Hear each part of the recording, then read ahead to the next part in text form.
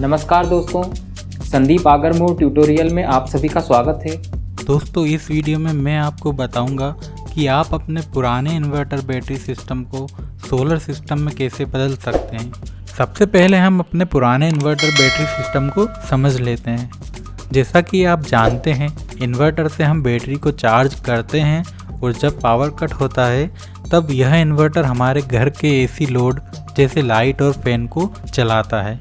लेकिन यह inverter battery charge करने के लिए आपके घर की बिजली का इस्तेमाल करता है, जिससे कि आपका बिजली का बिल ज़्यादा आता है। इसीलिए अगर आप इसमें सोलर पैनल लगाते हैं तो इसके कारण आपका बिजली का बिल कम हो जाता है, क्योंकि आपकी बैटरी को सोलर पैनल चार्ज करते हैं जैसे ही दिन में सूर्य निकलता है।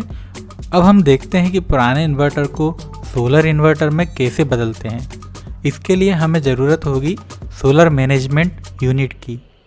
सोलर मैनेजमेंट यूनिट में सोलर पैनल और बैटरी के कनेक्शन होते हैं और पुराने इन्वर्टर के जैसे कनेक्शन हैं वह वैसे ही रहेंगे।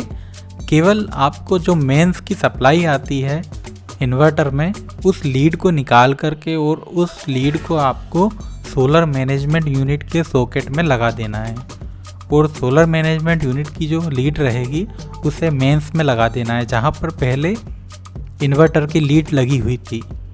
तो आपका जो इन्वर्टर है वह पहले की तरह ही काम करता है, बस जो सोलर पैनल है उससे हमारी बैटरी चार्ज होती है।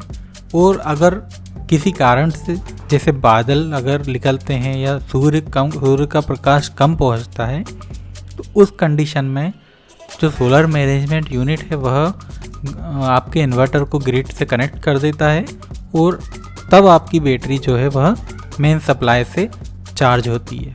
अगर सूरज का प्रकाश पर्याप्त है तो आपकी बैटरी सोलर पैनल से ही चार्ज होती है। तो इस तरह से आपका जो इन्वर्टर है वह एक हाइब्रिड इन्वर्टर की तरह काम करने लगता है।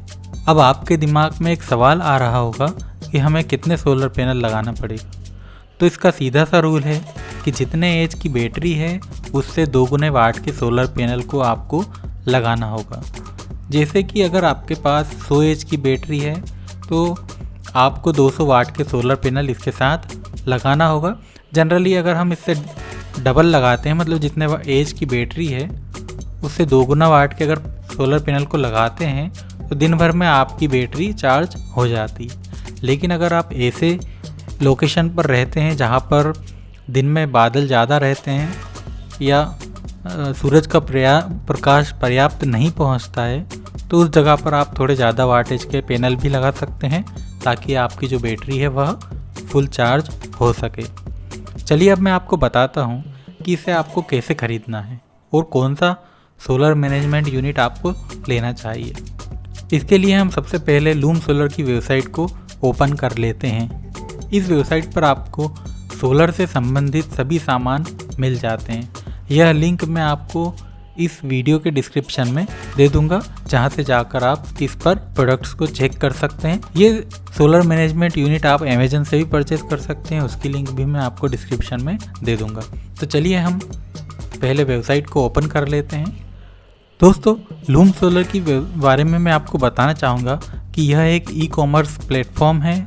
यह खुद अपने सोलर पैनल बनाते भी हैं, मैन्युफैक्चरिंग भी खुद करते हैं और इसके अलावा आपको इनकी वेबसाइट पर कई सारे ब्रांड्स के सोलर पैनल और बैटरी और जो भी सोलर सिस्टम से रिलेटेड डिवाइसेस हैं वह सब आपको यहाँ पर मिल जाता। तो यहाँ से हम सिलेक्ट कर लेते हैं सोलर चार्जर्स को। अब देखिए, सोलर चार्जर्स को जैसे ही हमने सिलेक्ट किया है तो यहाँ पर हमारे सामने जो पेज ओपन हुआ है उसमें सोलर चार्ज कंट्रोलर्स भी हैं और सोलर मैनेजमेंट यूनिट्स भी है।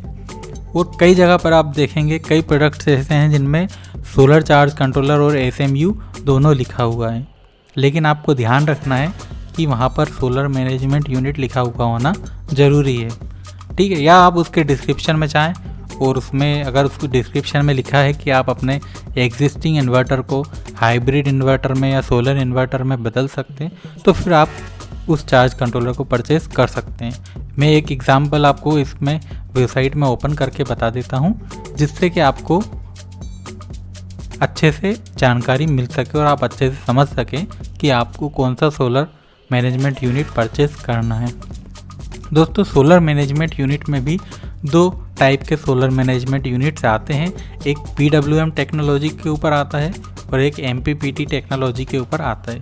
इनकी क्या टेक्नोलॉजी है इसके बारे में हम डिटेल में नहीं जाएंगे, आप बस ये ध्यान में रखें कि अगर आप MPPT वाला SMU खरीदते हैं तो उसकी एफिशिएंसी ज़्यादा होती है, वह PWM से ज़्यादा अच्छा होता है। लेकिन आपको एक चीज़ और ध्यान में रखना होगा कि जो MPPT सोलर मैनेजमेंट यूनिट हैं वो उनकी प्राइस नॉर्मल जो PWM वाले सोलर मैनेजमेंट यूनिट्स होती हैं उनसे 2 गुना या 3 गुना ज़्यादा इनकी प्राइस होती है।